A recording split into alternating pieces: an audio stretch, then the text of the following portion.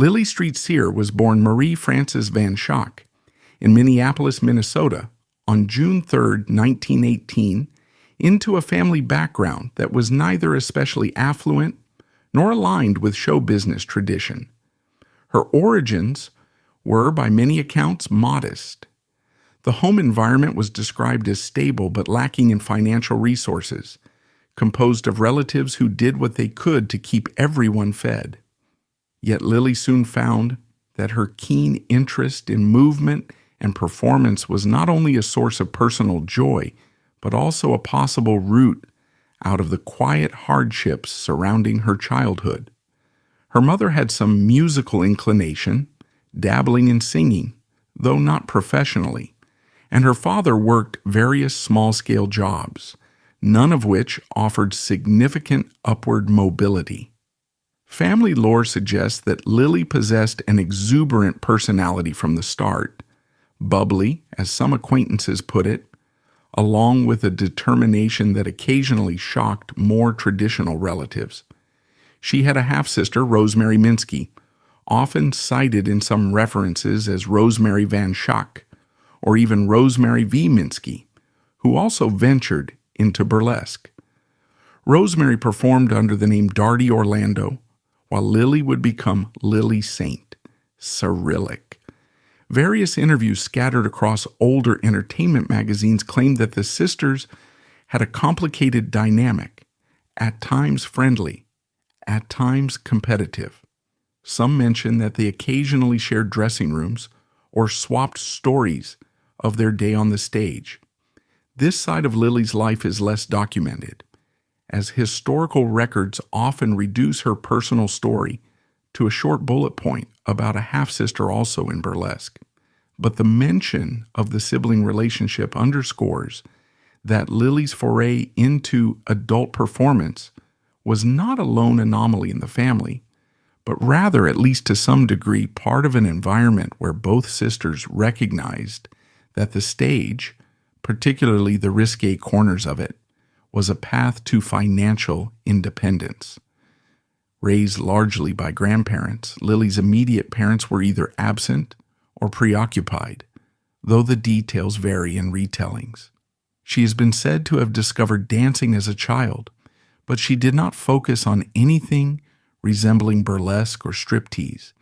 Instead, she gravitated toward classical ballet, presumably finding the structure and grace appealing. She took lessons in a local dance studio, though the specifics remain murky. By her teenage years, she recognized that professional dancing might be her route to a secure living. Once she left school in her mid-teens, she aimed to audition for show revues, small traveling dance troupes, or local clubs. Early accounts mention that her grandparents were uneasy about the direction of her career. However, in the 1930s, amidst the lingering Great Depression, many families had to concede that if a teenage girl could find decent wages dancing in a chorus line, it might be better than scraping by an uncertain factory or clerical work. One of Lili's initial breakthroughs came as a chorus line dancer at the Florentine Gardens in Hollywood.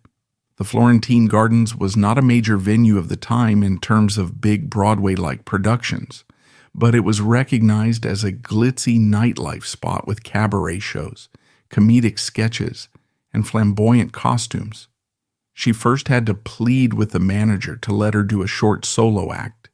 The manager reportedly hesitated, citing that Lili was inexperienced, but her combination of innocent-sounding sincerity and bold self-confidence seemed to sway him. She choreographed a piece that showcased her classical dancing background, but added slight hints of flirtation or comedic gestures. The response from the small audience was lukewarm, yet it gave Lili the impetus to keep trying. Soon she secured a minor engagement at a club called the Music Box in San Francisco, where the Duncan sisters, a comedic singing duo with mild celebrity at the time, performed. The wages Lili earned as a dancer paled in comparison to the stars. She discovered that if she wanted a star's paycheck, She might need to shed more than her inhibitions. She might need to appear at least partly nude. The notion of an upstanding dancer adopting striptease elements was something that both intrigued and frightened her. But the pay gap was too substantial to ignore. A star could earn many times what a fully clothed chorus dancer made. Thus began Lili's shift into burlesque territory. By the late 1930s and early 1940s, American burlesque was in flux. Venues that once thrived faced censorship crackdowns in certain cities, shifting the epicenters from the big traveling circuits to smaller clubs, from sophisticated comedic revues to more direct striptease or girly shows. Women like Gypsy Rose Lee had already found fame by blending wit, comedic timing, and partial nudity in a style that critics described as intelligent strip. Lili looked up to a handful of these established figures, gleaning lessons in stage presence, comedic banter, and how to build tension with the audience. The difference, as Lili often recounted, lay in how each dancer introduced personal flair. Some relied purely on removing garments, others integrated comedic lines or used a storyline. Lili's approach was to capitalize on the aura of an elegant, high-class dancer. She deployed her classical ballet training as a veneer of sophistication, so that her eventual partial nudity seemed more like an aesthetic choice than mere shock value. Her stage name, Lili St. Cyr, supposedly had an aristocratic ring. According to a well-circulated anecdote, it derived from a truncated version of a French-sounding lineage name, chosen to evoke mystery and class. Another version suggests it was bestowed on her by a show promoter in Las Vegas who felt Marie Frances Van Schaak was too unwieldy. St. Cyr in French context can indicate an aristocratic or somewhat storied origin, though it is unclear if Lili had any actual link to such a lineage. Nonetheless, once billed as Lili Street Cyr, her career started an upward surge, especially when she performed in clubs across Los Angeles, Las Vegas, and occasionally Chicago. She garnered notice not just for peeling layers off, but for doing so with choreographic intricacy. She would slip out of a garment with the timing of a dancer accent, or angle her body behind a vanity or mirror in a half-shielded, half-exposed manner that teased the crowd. This was not random disrobing, but a practiced artistry that she meticulously designed. Between 1944 and 1951, Lili performed extensively at Montreal's Gaiety Theatre, forging a legacy so strong that some described her as Montreal's most famous woman, overshadowing local starlets or even traveling celebrities. Montreal at the time had a nightlife that balanced a sense of liberation with the strong moral condemnation of Quebec's Catholic clergy. The clash was inevitable. A performer like Lili, who specialized in near-nude illusions or partial striptease, drew the ire of religious conservatives. She faced arrests and charges for indecent behavior. Meanwhile, the local public was enthralled, lining up each night. The tension escalated to the point where the morality committee came after the Gaiety Theatre, citing Lili's acts as obscene. She was briefly detained, but no formal charges stuck. Instead, the authorities closed the venue. Lili's popularity soared further because the controversy made headlines, leading some to label her as a defiant figure. During this period, Lili also collaborated with photographers such as Bruno Bernard of Hollywood, well known for capturing pin-up images. She was seen not simply as a stripper, but as a glamour model, whose high cheekbones, toned limbs, and dancer's posture made for arresting compositions. Bernard once stated that Lili was his favorite subject, praising her for the comedic subtlety in her eyes and the elegantly aware way she angled her body. Through these photo shoots, Lili's face and figure graced magazines, postcards, and private collector sets, bridging a gap between pinup culture and the more explicit domain of burlesque. She was frequently compared to other pinup icons, though Lili insisted that her stage presence was distinct. Less cheesecake, more theater with erotic overtones. Hollywood took notice sporadically. She tried her hand at acting. In 1947, while performing at Ciro's nightclub in Hollywood, she was again arrested for alleged lewdness in her performance. The case drew attention from the tabloids. Some articles portrayed her as a cunning seductress, undermining moral codes. Others saw a creative dancer pushing the boundaries of what stage artistry might entail. She was represented by Jerry Giesler, a famous attorney who handled many celebrity controversies. According to court transcripts and subsequent news coverage, Lili described her act to the jury in detail, explaining how she slipped off a bra, pretended to try on a hat, engaged a maid for comedic effect, then hopped into a bubble bath on stage, splashing for comedic nuance. She insisted everything was done tastefully, with no complete exposure. Ultimately, the jury deliberated for just over an hour, concluding that she had not violated any codes. Freed from legal jeopardy, Lili emerged with an increased mystique. The trial had ironically boosted her publicity, marking her as both risque and triumphant in the face of moralistic crackdowns.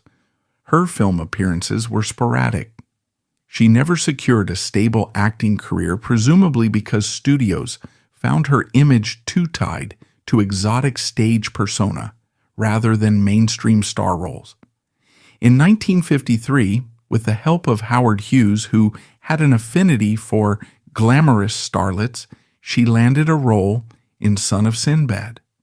The film, however, was hammered by the Catholic Legion of Decency, deemed morally questionable. Although it featured Lili as a dancer, it didn't yield further major roles. Another film, The Naked and the Dead, 1958, cast her as a Honolulu nightclub dancer, girlfriend to a soldier. She played Jersey Lili, a figure whose painting allegedly adorned the inside of his gear. But beyond these cameo-laden roles, the big studios rarely showcased her as a lead. It was typical for producers to insert Lili as a decorative or novelty dancer in scenes, banking on her stage reputation to add a bit of spice. She would appear in a flashy outfit, perform a short routine, and vanish from the central storyline. Audiences might recall her presence, but not see her integrated deeply into the plot. Yet she retained her place as a star in the burlesque and striptease circuit. Alongside Gypsy Rose Lee and Ann Corio, Lili was revered as part of the trio that dominated mid-century American striptease. Posters touted her name in big letters. Critics singled out her sense of high-class veneer. She often performed illusions such as the bathtub act, in which she would slip behind curtains or screens, re-emerging at comedic intervals in different states of undress, orchestrated by off-stage comedic cues. Another signature was the mirror act, an intricate routine of multiple reflective surfaces that teased the audience with partial glimpses. She also had thematic acts like The Wolf Woman, Afternoon of a Faun, or The Chinese Virgin. Some were comedic, some aimed for dark seduction. In all of them, Lili's self-choreography balanced sexual allure with choreographic grace. She seldom just flung clothes off. She paced each movement to accent comedic or dramatic beats. Lili's personal life repeatedly made tabloid headlines. She was married 6 times, cycling through partners from different walks of life. Cordy Milne, a motorcycle speedway rider, actor Paul Valentine, restaurateur Armando Orsini, actor Ted Jordan, and others. The short durations and rumored infidelities gave paparazzi plenty to chat about. She also attempted suicide multiple times, though accounts vary as to how serious these attempts were versus publicity stunts or calls for help. Some friends insisted that Lili wrestled with mood swings and depression, partly from the stress of arrests, moral condemnation, and the ephemeral nature of stage success. The 1950s tabloids, hungry for scandal, latched onto every rumor. People read about her lawsuits, her heartbreak, or her rumored entanglements with other men. In an era that expected female performers to maintain demure facades, Lili's flamboyant personal drama only heightened the sense that she was rebellious. Among the more sensational claims was that of an alleged affair with Marilyn Monroe. Ted Jordan, one of Lili's ex-husbands, wrote a biography of Monroe in 1989, claiming that Lili had taught Monroe aspects of seductive performance, that Marilyn modeled her speaking voice and mannerisms, partly on Lili's flamboyance. Jordan's recollections suggested that the two women had been intimately involved. However, many Monroe biographers dismiss or question the story, given that Jordan had a penchant for dramatic exaggerations. Meanwhile, Lili's defenders argue that while Monroe might have gleaned tips from Lili, like how to walk on stage in a seductive manner, there's no definitive proof of a full-blown affair. The publisher associated with Jordan's biography insisted that Monroe's persona had traces of Lili's style. This correlation remains a matter of gossip rather than established fact. Nonetheless, the idea that Lili influenced perhaps the greatest sex symbol of the 1950s cements Lili's significance in the realm of erotic show business. Despite her ephemeral film career, Lili recognized that her stage success couldn't last indefinitely, especially once she crossed into her 40s.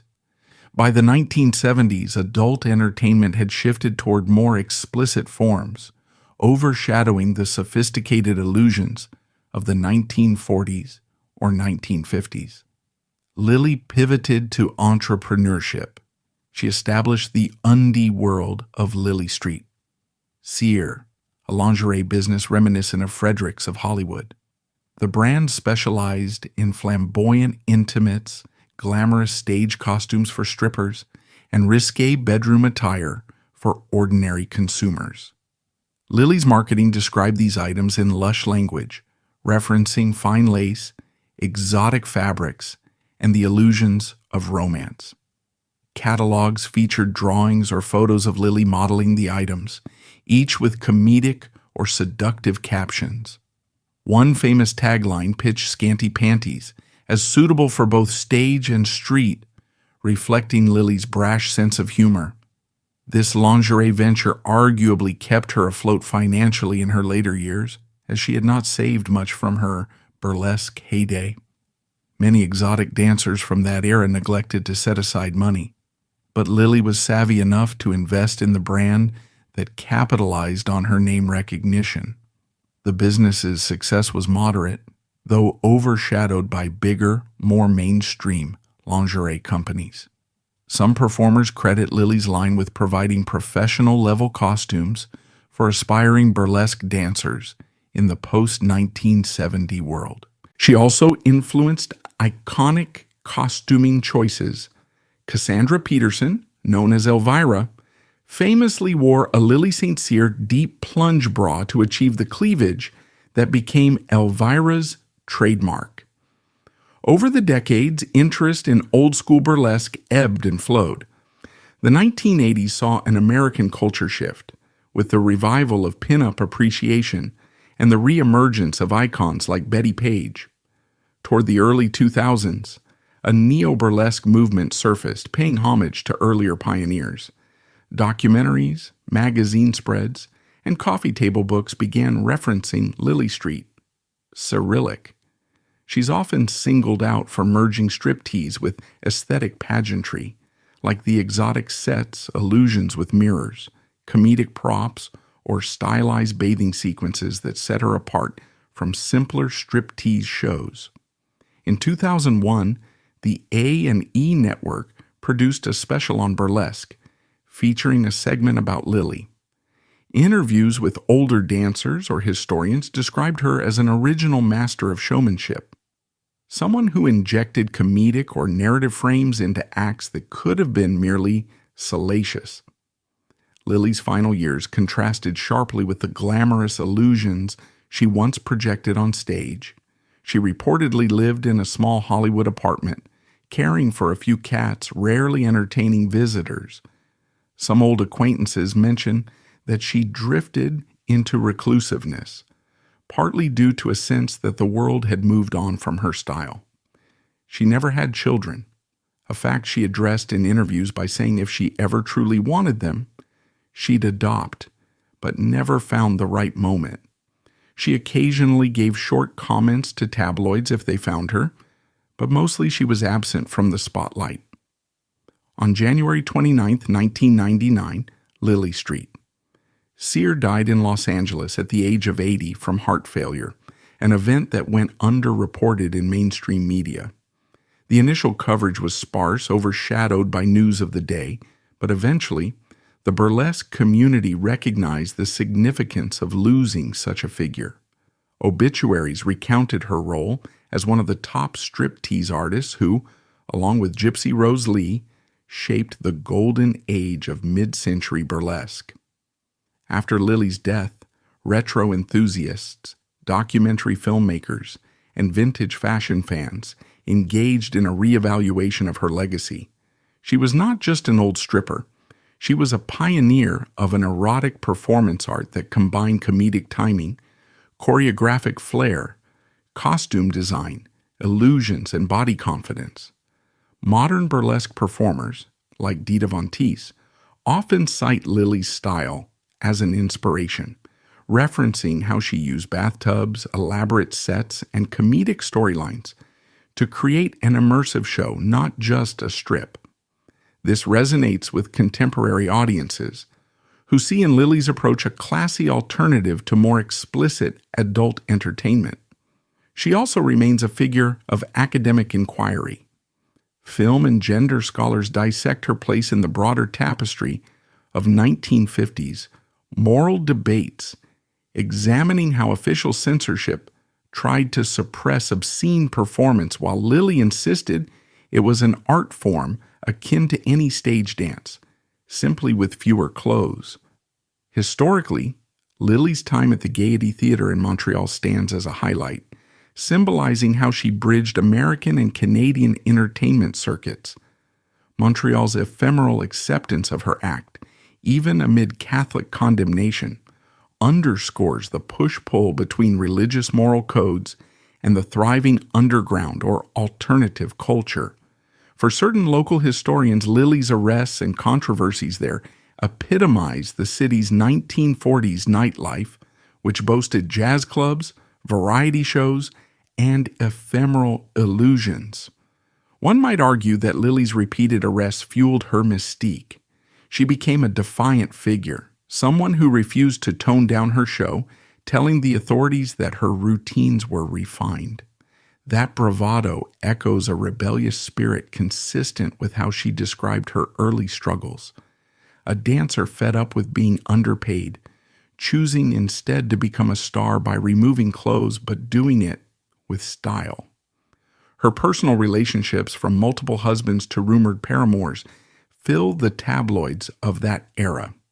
She admitted that she found monogamy challenging, not because she lacked affection, but because her lifestyle demanded constant travel, dancing in distant venues, sustaining comedic illusions on stage while living a private reality off stage. She attempted suicide more than once, raising the question of whether the psychological toll of arrests, moral condemnation, heartbreak, and precarious finances wore her down. Some close friends allege that Lili's flamboyant public persona hid a deeper insecurity. She thrived in front of an appreciative crowd, but found isolation in her off hours.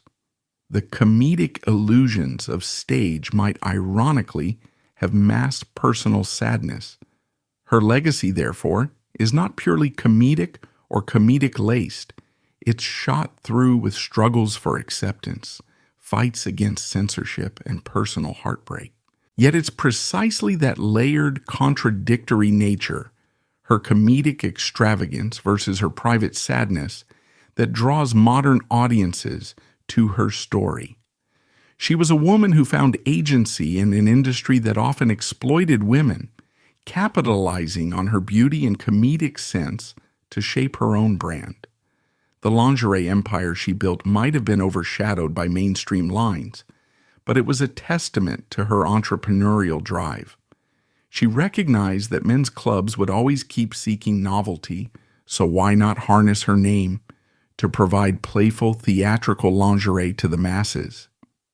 In cultural memory, Lili stands out for perfecting the comedic illusions of striptease, the sudden comedic reveals, the props, the comedic sidekick, the maid, the big tub on stage.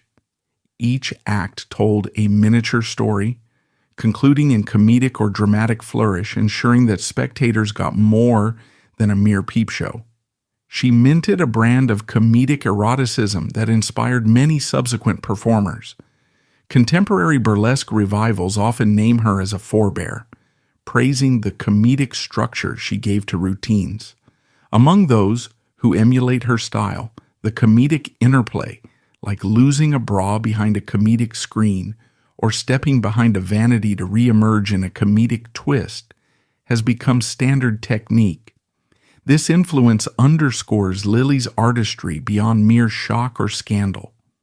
In the annals of mid-century American burlesque, two names often rise to the surface of popular memory: Gypsy Rose Lee, famed for her witty monologues and later best-selling memoir, and Lili St. Cyr, celebrated for weaving classical dance grace into a distinctly comedic striptease routine.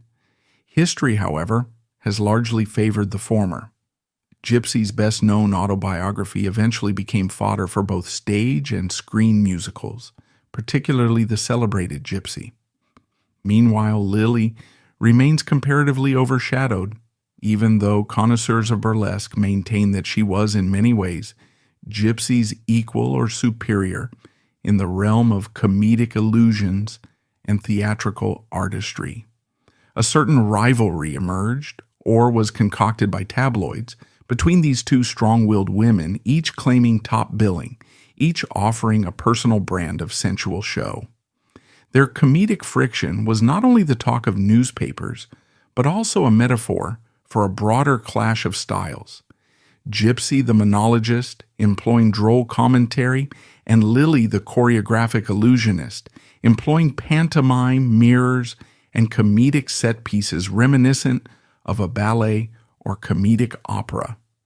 One cannot understand the tension between them without first examining the context in which they rose to prominence. By the 1930s and 1940s, burlesque in the United States was in a state of flux.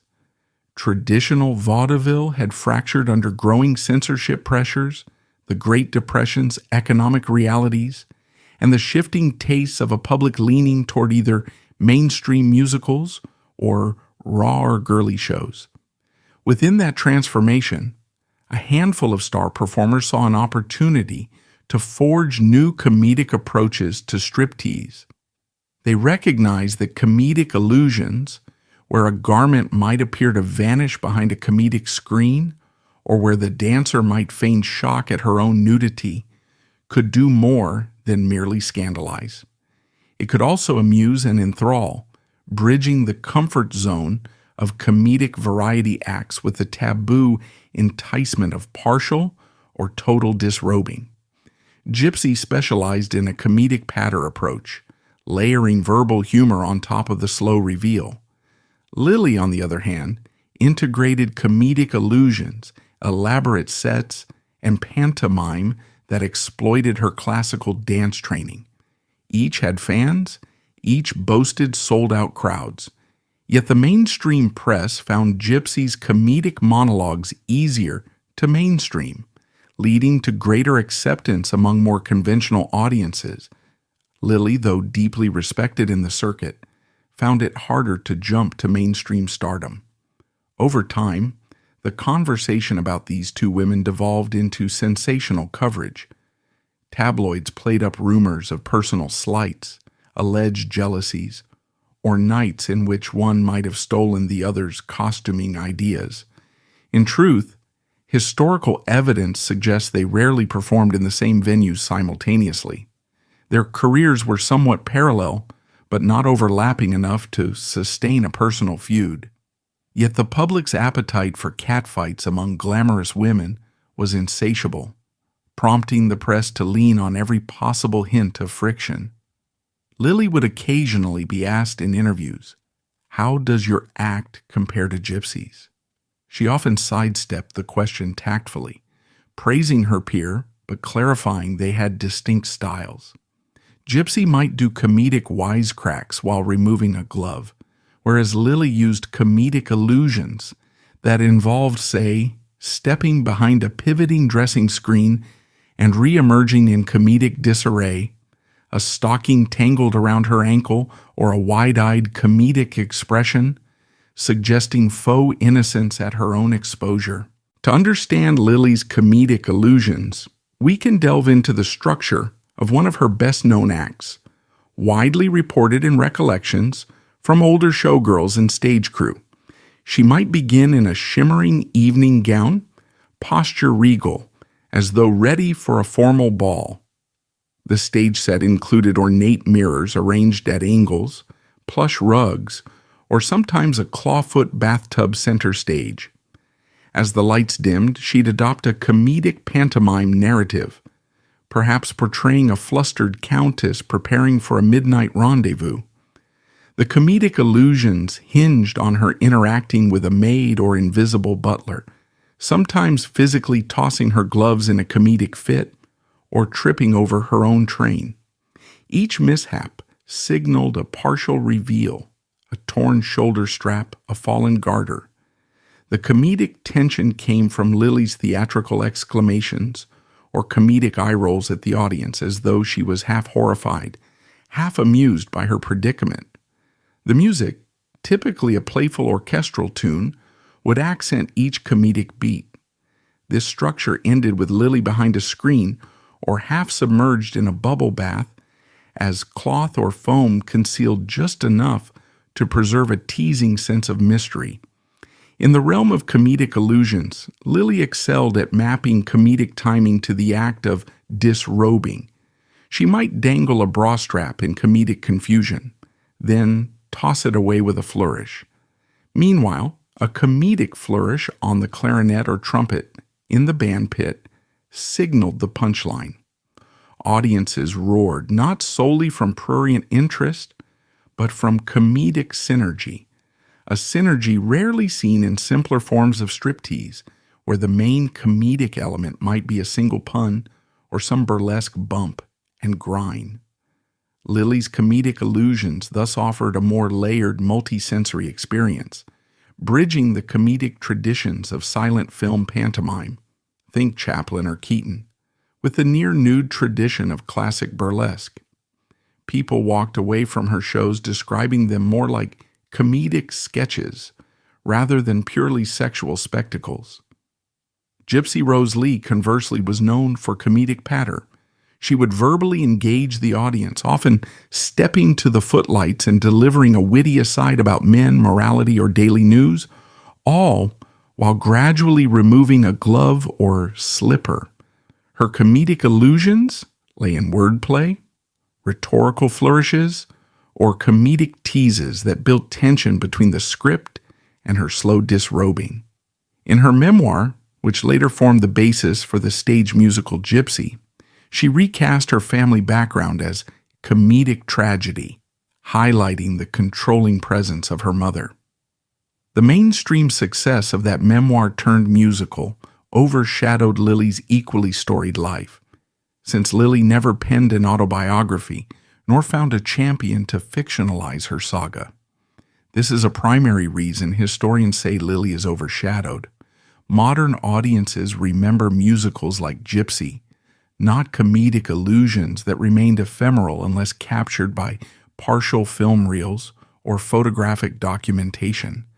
Yet among mid-century burlesque insiders, show producers, stage managers, costume designers, there was no question that Lili commanded as much respect as Gypsy, if not more. Stage managers often repeated stories of how Lili's comedic illusions required precise blocking, timed light cues, and the presence of a comedic partner, like a stagehand posing as a butler or policeman. They said she'd rehearse comedic gestures with the same intensity a ballet dancer might apply to classical variations, ensuring the comedic synergy was impeccable. If an element was even a beat off, a spotlight arriving too late, or a prop failing to appear, she'd reorganize the entire number until comedic flow was restored. In contrast, Gypsy's comedic approach was more extemporaneous, leaning on verbal wit. The differences, though subtle, shaped how each show felt. Lili's comedic illusions gave a sense of choreographed magic, while Gypsy's gave a sense of intimate banter. Speculation about a personal rivalry thus somewhat paralleled the comedic friction Lili displayed on stage. Lili's comedic illusions might see her battling an invisible suitor or a meddling female rival in comedic pantomime. Meanwhile, the press tried to cast Gypsy as that rival in real life. In big cities like New York or Chicago, Lili might appear for a few weeks at a famed club, and upon leaving, Gypsy might arrive the next month. Theater reviews or gossip columns would hype alleged tension. Lili outdoes Gypsy, or Gypsy retorts that Lili's illusions are old hat. Yet the evidence for them publicly insulting each other is scant. Veteran dancers who worked with both women insisted that any friction was mostly hype, that both recognized each other's talent. Lili's comedic illusions demanded her own stagecraft, and she likely didn't see Gypsy's comedic monologues as a direct threat. They coexisted in a competitive market, each forging a distinct comedic brand, each with a devoted fan base. In time, however, the tides of censorship would recast the terrain. As the 1940s ended and the 1950s progressed, city-level crackdowns or vice squads targeted burlesque more intensely. Venues were shuttered or forced to adopt tamer shows. Lili's comedic illusions, which once skirted indecency charges with cunning comedic framing, started meeting friction with local authorities. She was arrested multiple times for allegedly crossing lines of decency, once in Hollywood, once in Montreal, once even in Florida, according to lesser-known anecdotes. Gypsy also had run-ins, but by that time she had partly transitioned into writing and more mainstream entertainment. Lili's comedic illusions, while praised by some, remained on the edges of legality, pushing boundaries that city councils found unacceptable. This environment weighed on Lili psychologically. Her repeated arrests, the condemnation from moral committees, and the ceaseless pressure to top herself in comedic illusions took a toll. She, and many of her generation, might have harbored illusions that they could easily transition to Hollywood stardom, but the big studios seldom welcomed a performer so thoroughly branded with adult entertainment. While Gypsy's comedic monologues found partial acceptance in mainstream reviews, Lili was relegated to cameo dancing bits in a few motion pictures that never turned her into a recognized film star. The comedic illusions that enthralled her stage fans seemed out of place for the sanitized or formulaic musicals of the major studios. Coupled with a personal life that grew increasingly unsettled, multiple marriages, rumored heartbreak, mental strain, she faced emotional crises. She attempted suicide on more than one occasion, something the tabloids played up sensationally. This disparity in their post-burlesque careers contributed to Lili's overshadowing by Gypsy. Gypsy wrote an influential memoir, which directors adapted into a smash Broadway musical Gypsy, further cementing her name in the mainstream cultural memory. People who never set foot in a burlesque club or read a tabloid about the 1940s recognized Gypsy Rose Lee from the show. Lili's comedic illusions, though arguably as brilliant, lacked a similar platform once the heyday of her stage tours passed. She never penned a memoir, never found a dramatist to turn her story into a mainstream musical or film. The few attempts, such as cameo appearances in ephemeral B-movies or specialized shorts, faded into obscurity. This gap in cultural memory is precisely why, if one asks a casual fan about mid-century burlesque, they almost always mention Gypsy's name first. Lili's comedic illusions have lived on mostly among connoisseurs, old archival footage watchers, or the neo-burlesque community that unearths vintage references. In the 1970s, as adult entertainment shifted again with the sexual revolution, Lili was already retreating from live performances, channeling her energies into her lingerie business. She recognized that comedic illusions might not easily adapt to an environment demanding more explicit content. While the neo-burlesque revival of the 1990s and 2000s would eventually revalue comedic illusions, that was decades away.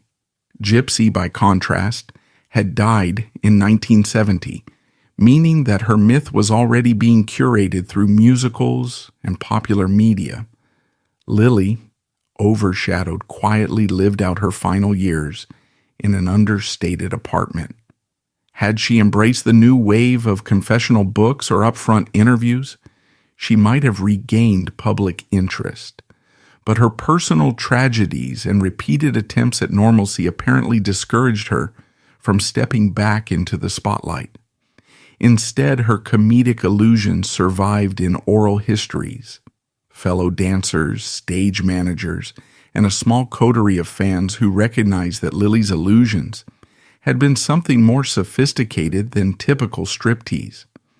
Today, the comedic friction between Lili and Gypsy continues to intrigue scholars as it encapsulates a whole era's swirl of show business, scandal, censorship, and personal transformation. Neo-burlesque performers who examine historical acts frequently reconstruct Lili's illusions. They might stage a comedic bathtub act, or try to replicate her sequence of dressing screens, each angled to reveal comedic glimpses of her silhouette. They realize how precisely choreographed these illusions were, requiring comedic pacing akin to a silent film. They also see parallels in how both Lili and Gypsy harnessed comedic friction with societal norms. By removing garments, they were not just appealing to primal curiosity, but also lampooning the era's hypocrisy about female sexuality. To watch a well-executed comedic illusion from Lili's repertoire is to witness a sly commentary on the morality policing of the time. She teased but never quite gave censors enough to convict her beyond fleeting arrests. In re-examining Lili's overshadowed status, one might argue that had she found a ghostwriter or published a memoir at the height of her fame, or if her comedic illusions had been adapted into a film or a well-funded documentary, she might have rivaled Gypsy in mainstream memory. The absence of that self-narration left a vacuum. Meanwhile, countless small press clippings and ephemeral promotional materials referencing her comedic illusions remain scattered, some in private collections, others in archives. It's a puzzle that modern historians piece together. Bits from interviews, show flyers, personal letters, and the recollections of backup dancers or comedic sidekicks. These shape the portrait of a woman who strove to blend humor, elegance, and bodily reveal into an art form that felt neither purely risque nor purely comedic, but a boundary-blurring statement of feminine agency. Hence, the comedic friction Lili displayed in her shows ironically paralleled the comedic friction that tabloids tried to stoke between her and Gypsy. Both women recognized that the comedic dimension of burlesque was what separated them from the coarser strippers who simply walked on stage, doffed clothing, and left. Instead, comedic illusions offered a narrative, a wink at the audience, a self-awareness that turned the striptease into a comedic dialogue with social norms. Gypsy might have achieved broader cultural infiltration through musicals. Lili's illusions, while equally potent, remain partially intangible, glimpsed mostly in black and white stills or archived home movie reels. Yet for those who have studied them, Lili's comedic illusions reveal a brilliance that deserves more than footnote status. They represent a performance style that harnessed pantomime, comedic reveal, and an almost dancerly approach to minimal costuming. A final perspective is how future comedic-laced adult performers took inspiration from both women. By the late 20th century, a wave of burlesque revival acts started to incorporate comedic illusions, reminiscent of Lili's work. Some credited Lili directly, saying they discovered references to her bath routines or comedic vantage acts. Others mention that older mentors in the field recounted stories of Lili's comedic illusions or insisted that Lili had been as big a star as Gypsy. This fosters a sense that Lili's overshadowing is gradually being redressed within specialized circles. As new scholarship emerges on mid-century American entertainment, Lili's comedic illusions may yet gain the mainstream recognition they lacked in her lifetime. One might also point out that beyond comedic illusions, Lili's approach to costuming, particularly her illusions of partial coverage, pioneered certain silhouettes or comedic contraptions that appear in modern drag shows or comedic performance art. Some drag performers, faced with the question of how to do comedic illusions of partial strip, discovered that Lili's layered approach, screens, comedic steps, illusions of trying on gloves, comedic shrugs, lends itself well to a big stage. The comedic friction with the audience arises from the suspense of will she show everything or not? The same question Lili toyed with decades ago, using comedic illusions as a shield. Thus, Lili's comedic illusions, far from being an archaic novelty, remain an instructive blueprint for comedic tension in contemporary adult performance. Many performers in modern times want to evoke a sense of playful comedic friction without crossing into overtly explicit territory. Lili's illusions demonstrate the possibility of a witty middle ground, a playful hint of scandal that remains comedic, not coarse. Ultimately, Lili died as somewhat of a recluse. The bright lights, comedic illusions, and sensational headlines had dimmed into a quieter existence. Some might see sadness in that, especially given her well-chronicled attempts at self-harm. Others note that she left behind no children, no final memoir, and only partial interviews. Yet her posthumous resurgence in documentaries, the 2001 A&E special, and the broader neo-burlesque movement has revived interest, with new performers unearthing old black and white photos or film reels showing Lili in comedic bath scenes or mirror-laden illusions. They watch enthralled as she glides across the stage, comedic grin across her face, stepping out of a gown with an almost balletic pivot, then half smiling at the crowd before feigning shock at her own nudity. So Lili Street, Sears' comedic illusions and bold staging endure as a crucial chapter in the evolution of adult entertainment, bridging classical dance, comedic timing, near-nude illusions, and an entrepreneurial spirit that refused to let social stigma define her. She overcame arrests in multiple cities, moral condemnation from church groups, and the precarious finances of a performer's life. She tested the waters of mainstream film, cameoing in big studio pictures, but found that comedic illusions on stage were her true domain. She tried at personal happiness, marrying multiple times but never quite settling. The comedic illusions didn't save her from the heartbreak of repeated divorces or the darkness that occasionally led her to despair.